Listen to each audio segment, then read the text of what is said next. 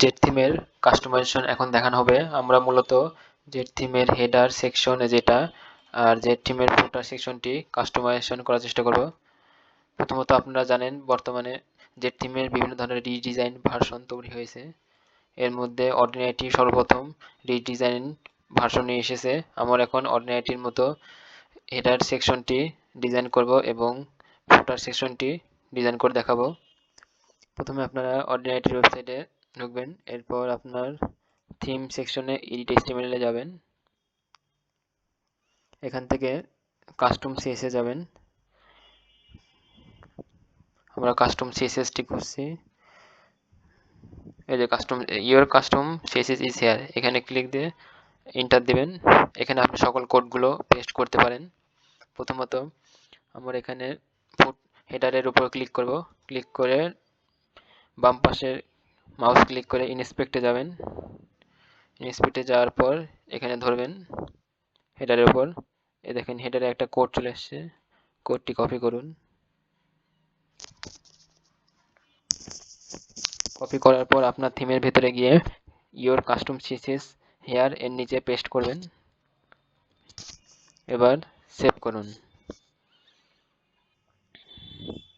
এবার দেখুন আপনার এই ডিজাইনটা অর্ডিনারিটির এই ডিজাইনটার মতো হয়ে গেছে। এই দেখুন শুধু এখানে সাদা কালার রয়েছে আর এখানে নীল কালার। আপনারা কালার অবশ্যই চেঞ্জ করতে পারবেন সেটিংয়ে গিয়ে। এখন আমরা ফুটারটা ডিজাইন করব। আমরা ফুটারে চলে আসি।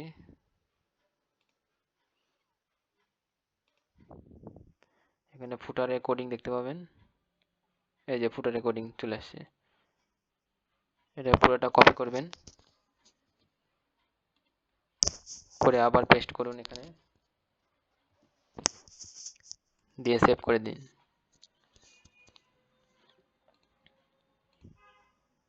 এবার দেখুন আমাদের ফুটারটা অর্ডিনারিটির ফুটারের মতো সেম টু সেম হয়ে গেছে। দেখতে পেলেন আপনারা কিভাবে করবেন, বুঝতে পারছেন। এখন শুধু আপনি এখানে ইচ্ছা মতো কালার চেঞ্জ করতে পারেন। দেখুন আমি দেখা দিচ্ছি। এখানে যে কাস্টমাইজেশনে যাবেন, অ্যাডভান্সে যাবেন, যে এখানে আপনি মেইন কালার চেঞ্জ করতে পারবেন, ব্ল্যাক যা ইচ্ছা দিতে মন চায় দিবেন। ব্যাকগ্রাউন্ড কালার চেঞ্জ করতে পারবেন, এখানে আমি সাদা রেখে দিচ্ছি। তারপরে ফন্ট কালার চেঞ্জ করতে ফন্ট কালার আপনি গাঢ় ব্ল্যাক দিতে পারবেন। হেডারের কালার চেঞ্জ করতে পারবেন, হেডার কালার এখান থেকে আপনি ইচ্ছা মতো কালার চেঞ্জ করুন। ব্যাকগ্রাউন্ড আমি অর্ডিনারিটি কালার দিলাম, এই যে কালার চেঞ্জ হয়ে গেল। সেভ দিবেন। এখানে ফন্ট কালারটা আপনি এখানে সাদা করে দিবেন। দেখুন কালার চেঞ্জ হয়ে গেছে।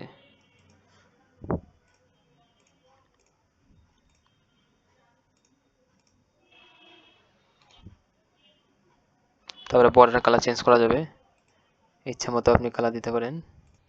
এভাবে সকল কিছু কালার আপনি চেঞ্জ করতে পারবেন এখান থেকে অ্যাডভান্স সেকশন থেকে। যেমন যে ফুটার কালার চেঞ্জ করা যাবে। ফুটার কালার আমি এখানে নীল দিয়ে দিচ্ছি, আবারও সেভ করে দিলাম।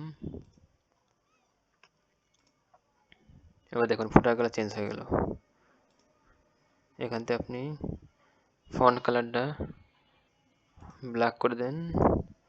এবার দেখি, এই যে এবার ঠিক আছে। এবার দেখুন এভাবে আপনি জেড থিমের হেডার সেকশন এবং ফুটার সেকশন কাস্টমাইজেশন করতে পারবেন।